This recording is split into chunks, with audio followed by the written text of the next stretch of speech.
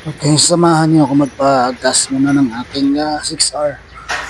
Well, ang CX6R, no, Kawasaki, ang manufacturer, yan ay isang sports bike, no, super sport, inline 4, tapos nasa 123 yata to horsepower. Hindi ko lang kabisado yung torque nito eh. So, in short, dahil ito nga ay track oriented na super sport, eh, sub-sub ang riding position dito. Kaya marami nagtatanong sa akin kung ito ba nakakapagod sa likod, pag ito ang nira-ride mo, nakakangawit ba o mahirap ba iliko yung ganyan, ano. Well, bago ko sagutin, magbigay ako ng konting background kung saan ako nagsimula dito sa pagmamotor, no. It started noong pandemic. Alam mo na, wala namang magawa doon sa lugar, kaya paikot-ikot lang nagsimulang mag aral nung yung single lang na motor na dating pang tricycle na unit. So ikot-ikot hanggang sa natuto, and then nag-enroll ako sa Honda Driving Center, para lang makakuha ng certificate at magkaroon ng mas formal na schooling sa pagmomotor, no. Kasi for me, mas maganda pa rin yung may inputs galing sa talagang mga expert na sa pagmomotor. Yun na nga, natapos naman, and then ang first bike ay Harley Street 750. Ito yung motor ni Captain America, no. Although doon parang naka ano yata siya, yung sport version ng Street 750, but it's the same displacement, 750cc, tapos XG ang kanyang engine, parang ganon.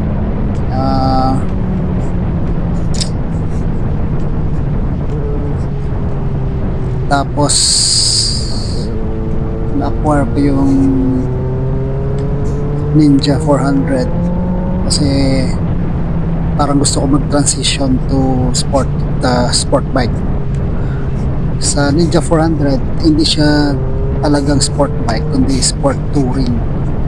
So mas relax daw yata daw yan kaysa sa sport bike na pure, but mas sub-sub siya kumpara naman sa gaya ng Harley Street 750 na cruiser type, no? So in between with the Ninja 400, ang napansin ko lang na kapag ka nag-tuck ka na, medyo nag high speed ka, parang alanganing mag-tuck kasi parang ang geometry ng motor gusto niya parang nakaangat ka, no, hindi ka nakasubsob.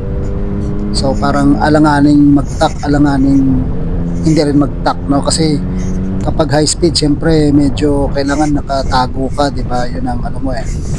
Pero dahil ang orientation ng motor hindi naman talaga siya yung naka-tuck position ka, pang touring siya, so parang alanganin ang dating.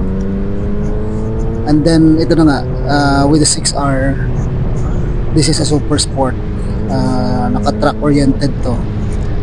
Ang foot peg mas malayo, so ibig sabihin na parang dapa talaga, no.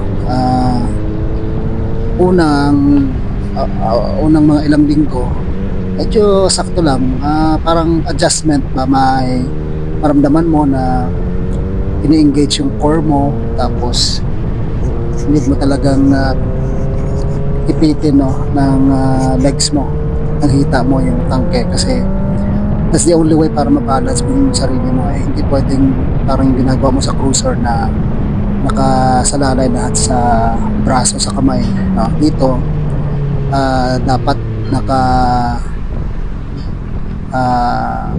na-stabilize mo yung sarili mo at saka nakakapit ka sa motor through your legs, your thigh, no? Doon sa tangke. Niipit talaga siya. So, para maganda rin kasi wala dapat pressure yung braso mo, yung kamay mo kasi pasubsob ka na nga, preno ka, napapunta lahat doon yung bigat. So, kung naiipit ng hita mo yung tangke, at least doon ang pressure sa tangke at design talaga sa ganun. So, with a sport bike, hindi siya mahirap actually kapag tapos ng mga na-ride mo siya ng mga 2 weeks, 1 month. And then ako kasi nag-decide na mag-planking kasi sabi nga nila, mas demanding sa core kapag naka-super sport ka. Which I did. So, kapag medyo nag-exercise ka dito, hindi mo rin maramdaman talaga. And in fact, mas ma-appreciate mo yung super sport in terms of engineering, handling, performance. Mas magaan siya, mas madali, mas madaling dalhin, no? Once na naka-ride ka na dito, all you have to do is naka-focus ka na lang sa direction mo. The rest, yung bike na yung bahala, no? As long as you do everything right, kahit hindi mo na minsan iniisip, basta you do the fundamentals of riding, kahit hindi mo na intindihin yung iba balance kasi the bike is balanced itself, no? If you don't do something weird, crazy sa ibabaw ng bike, wala naman talaga maging problema kasi in itself yung bike sobrang napaka-balance, especially itong 6R. And then sa mga paliko, banking at more than parang 35 kph, magagamit mo yung counter steering. Kusang parang i-guide ka ng motor na mag-counter steer ka sa mga paliko.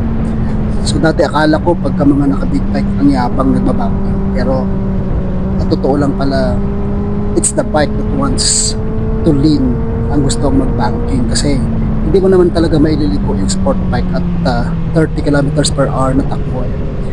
Hindi talaga siya parang bisikleta o kaya parang underboard na binabali mo yung manibela. Hindi. In fact, yung manibela itunak mo para mag-lean ang motor at nang makaliko ng maayos.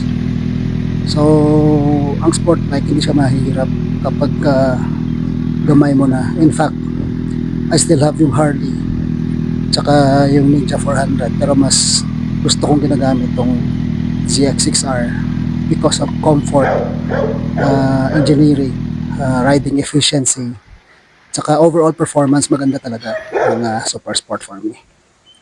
Yun lang.